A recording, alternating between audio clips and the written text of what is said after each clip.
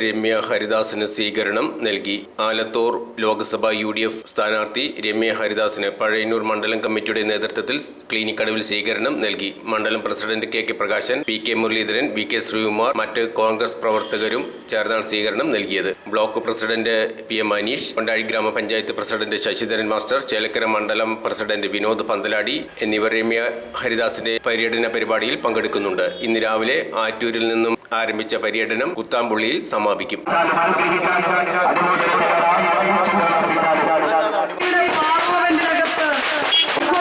കണിവെള്ളരിയുമായിട്ടാണ് പഴയന്നൂർ പഞ്ചായത്തിലേക്ക് എന്റെ പ്രിയപ്പെട്ട കൊച്ചു മിടുക്കികൾ ഏറ്റവും വലിയ സ്വീകരണം ഒരുക്കിക്കൊണ്ട് കാത്തുനിന്നത് അല്ലേ?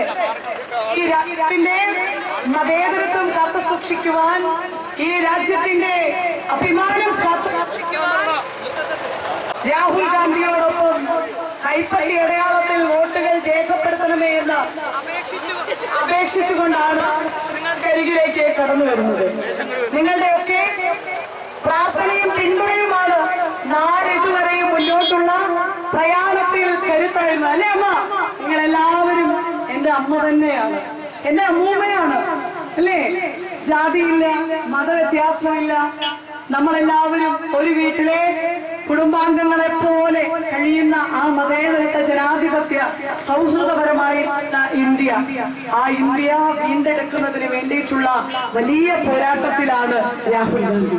ആ വലിയ പോരാട്ടത്തിനോടൊപ്പം ചേർന്ന് നിൽക്കുവാൻ ആലത്തൂർ പാർലമെന്റ് മണ്ഡലം കൈപ്പറ്റി അടയാളത്തിൽ വോട്ടുകൾ രേഖപ്പെടുത്തി വിജയിപ്പിക്കണമെന്ന് വിനീതമായി അഭ്യർത്ഥിക്കുന്നതിനും അപേക്ഷിക്കുന്നതിനും വേണ്ടിയാണ് കടന്നു വന്നത്.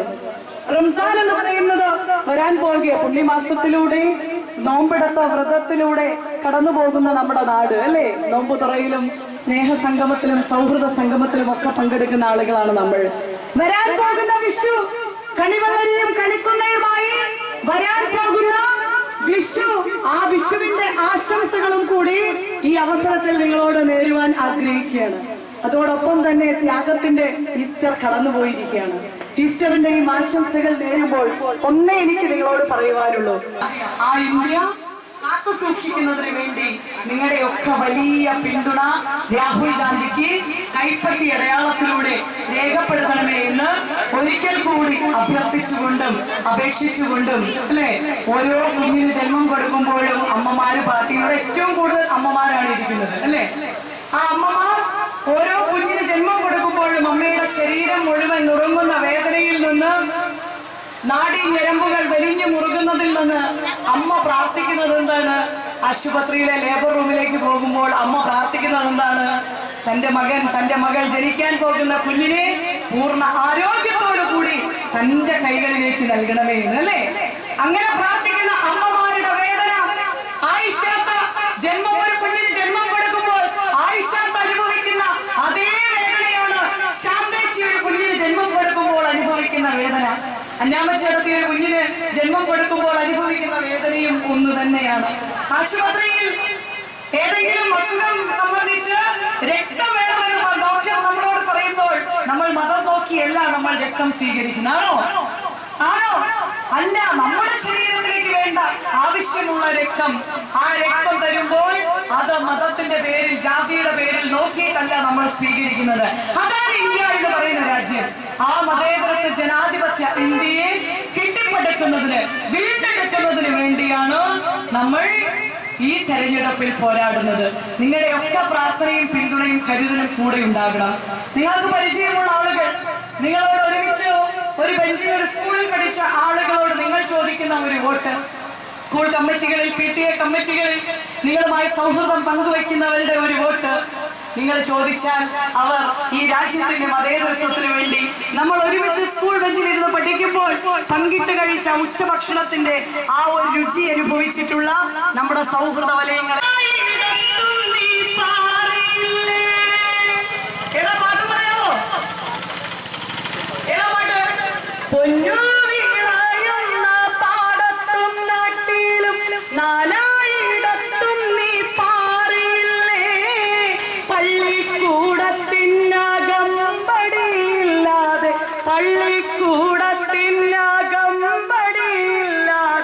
പുന്നാര പാട്ടുനി പാ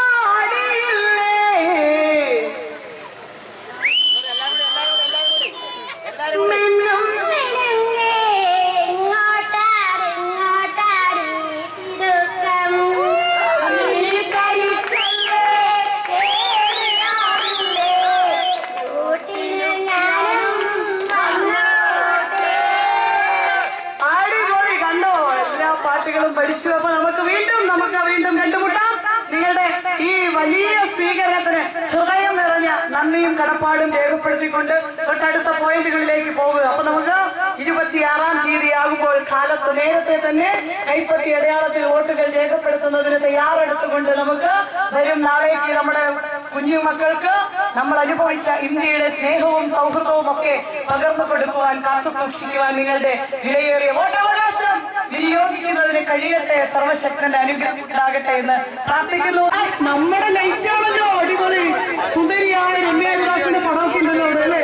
അപ്പോ നിങ്ങളുടെയൊക്കെ പ്രാർത്ഥനയും പിന്തുണയും തുടർന്നും കൂടെ ഉണ്ടാകണമെന്ന് ഒരിക്കൽ കൂടി അഭ്യർത്ഥിച്ചുകൊണ്ട് നിങ്ങൾ നൽകിയിരിക്കുന്ന ഈ സ്വീകരണത്തിന് ഹൃദയം തുറന്ന നന്ദി അറിയിക്കുകയാണ്.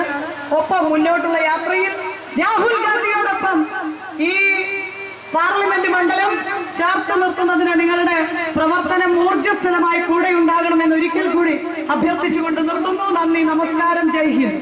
പൊന്നു